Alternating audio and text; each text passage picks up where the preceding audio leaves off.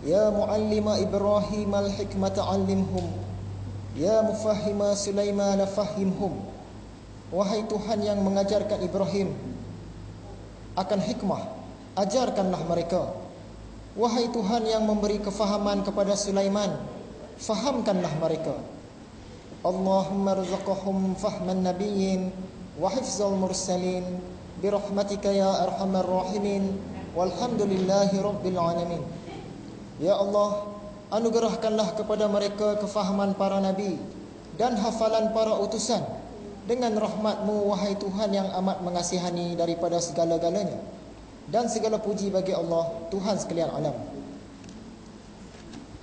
Alhamdulillah, bersyukur kita kepada Allah Subhanahu wa taala kerana dalam ramai-ramai orang yang sedang dalam kesibukan sekarang, kita dipilih oleh Tuhan untuk berada lagi dalam majlis pengajian kitab Ihya Ulumuddin. Apa yang saya bacakan tadi sebenarnya ialah satu doa, iaitu doa penerang hati. Doa ini sebahagian daripada doa penerang hati yang agak panjang. Biasanya kita bacakan pada air dan beri kepada anak-anak kecil. Doa itu tadi berbunyi, ya muallima Ibrahim al-hikmata 'allimhum. Wahai Tuhan yang mengajarkan Nabi Ibrahim akan hikmah, ajarkanlah mereka ni hikmah. Maksudnya para pendengar ni ajarkanlah hikmah. Ya mufahhima Sulaiman fahimhum. Wahai Tuhan yang memberikan kefahaman kepada Nabi Sulaiman, berilah kefahaman kepada para pendengar. Kemudian didoakan juga, wahai Allah, berilah kepada mereka kefahaman para nabi, macam mana nabi-nabi faham, dan hafalan para utusan, macam nabi-nabi punya hafalan. Ini satu doa. Semoga doa kita ini dimakbulkan oleh Tuhan.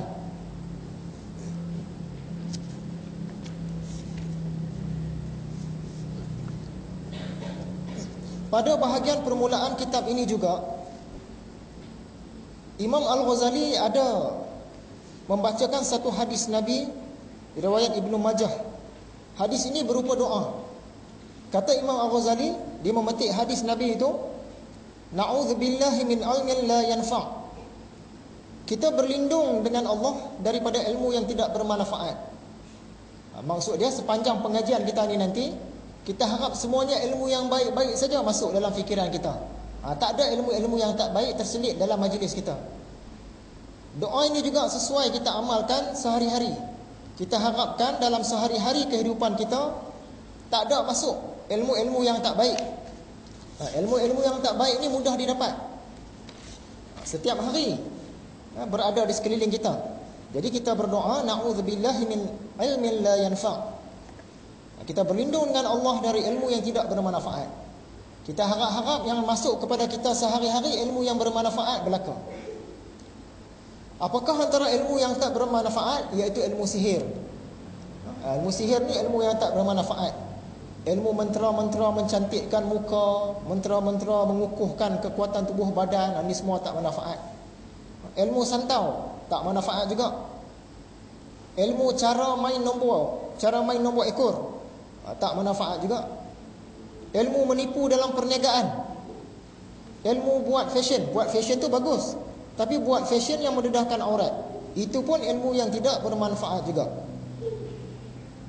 Ilmu mengkritik Al-Quran, dia cari kelemahan-kelemahan dalam Quran dengan tujuan untuk membuktikan Al-Quran ini salah ataupun lemah. Ilmu tilik nasib berdasarkan taik lalat. Taik lalat di pipi maksud dia sekian-sekian. Taik lalat di betis maksud dia sekian-sekian. Ataupun sekarang ni yang heboh, ilmu menentukan nasib, menentukan sifat, menentukan apa akan berlaku berdasarkan hari lahir. Kamu lahir bila? Saya lahir bulan sekian-sekian, tahun sekian-sekian. Tu maksud dia kamu seorang yang begini. Padahal kadang-kadang orang tu dia lahir hari yang sama, bulan yang sama, tapi kelakuan lain-lain. Berdasarkan ilmu itu, dia bagi tahu dah, kamu bila dewasa nanti akan mudah kena semua.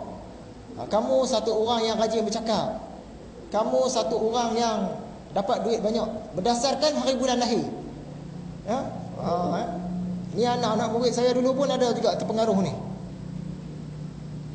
Sebab satu orang pakar motivasi, dia menggunakan kaedah ini. Berdasarkan tarikh lahir kita, dia boleh tahu kita ni jenis yang macam mana. Saya pun cek lah diri saya sendiri, lahir bulan bila, saya pun cek apa yang pakar motivasi ni senaraikan. Adalah dalam 20-30 benda. Bila saya cek dengan diri saya, separuh daripada dia tak kena pun. Jadi ilmu menilik berdasarkan tarikh lahir ni pun kita tak boleh pakai juga.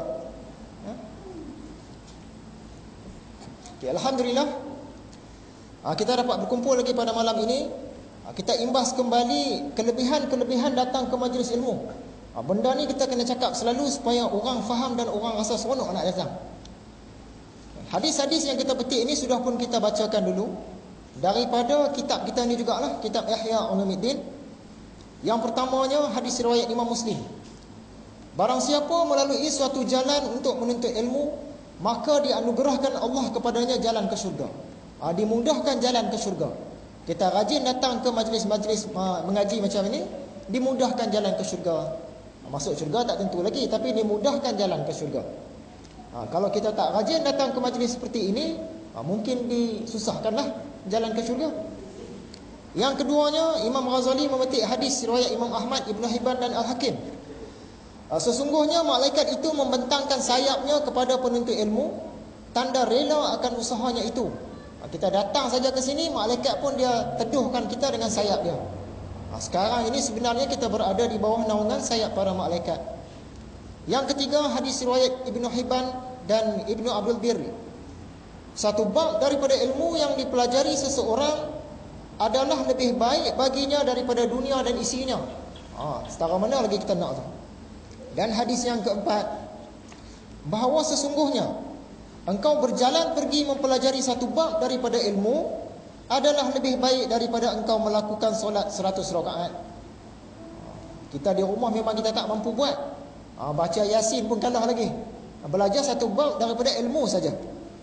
Jadi di mana-mana ada majlis ilmu, kita kena kejarlah. Dimudahkan jalan ke syurga, disayangi oleh para malaikat. Satu bab daripada ilmu lebih baik daripada dunia dan isinya. Dan pergi belajar satu bab daripada ilmu lebih baik daripada melakukan solat sunat 100 rakaat. Itulah antara kelebihan-kelebihan ilmu yang dipetik oleh Imam Al-Ghazali dalam kitab dia ini.